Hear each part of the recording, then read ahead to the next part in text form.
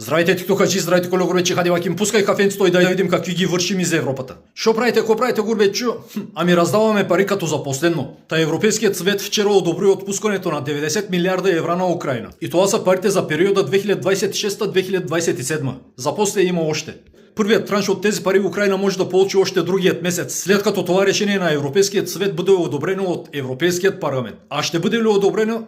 И още как. Та според споразумението между Киев и Европейският съюз, тези пари трябва да идат за укрепването на бюджета на Украина и за отбраната й. Сега, Киев се задължава с тези пари да купува оръжие от Европейският съюз или от Америка. Украинският народ е в беда и трябва да се помогне. Това е човешкото, това е нормалното, окей. Но тези пари отиват за разпалването на войната още.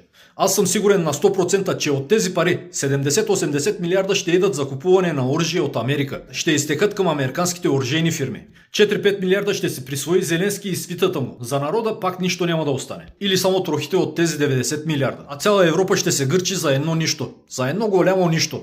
Европа просто не се концентрира върху своите си проблеми. Проблеми, които се натрупват главоломно. И някой ден много скоро ще гръмнат. Сега някой може да кажат, това е кредит, те ще го върнат. Обаче няколко часа преди това Зеленски каза. Той имаше среща с португалският премиер Луишо Монтенегро, на която пресконференция каза: Украина ще върне тези пари, само когато Русия изплати на Украина репарации. Аз питам, колко от вас вярват, че Русия ще плати репарации на Украина? Кога ще се върнат тези 500-600 милиарда евра, които до сега изразходват европейски управници, а по планове ще изразходват още толкова за следващите 5-6 години? Питам, отговор не чакам, сам си отговарям. Точно никога. Русия им взе половината Украина, американците вземаха подземните богатства. Какво остана за Украина?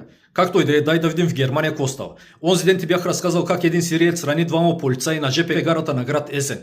А пред 2 дена се случи нещо по-ужасно от това. Един кондуктор, който проверява билетите на хората в влака, засича един без билет. Онзи нередовният пътник този път е 26 годишен грък. Та кондуктора го моли да слезе на другата спирка. Разразява се спор, в който пътникът пребива кондуктора. И няколко часа по-късно той умира от раните си в болница. Нападателят е задържан, както ти казах, 26 годишен гражданин на Гърция. Аз и в по-предното видео ти казах. Това е резултатът от беззаконието, което цари към момента в Германия. Такива типове просто виждат, че може да нападаш полицаи, кондуктори, нормалните хора из улиците, метростанциите, след което нищо съществено не се случва. Това е едно послание към бандитите.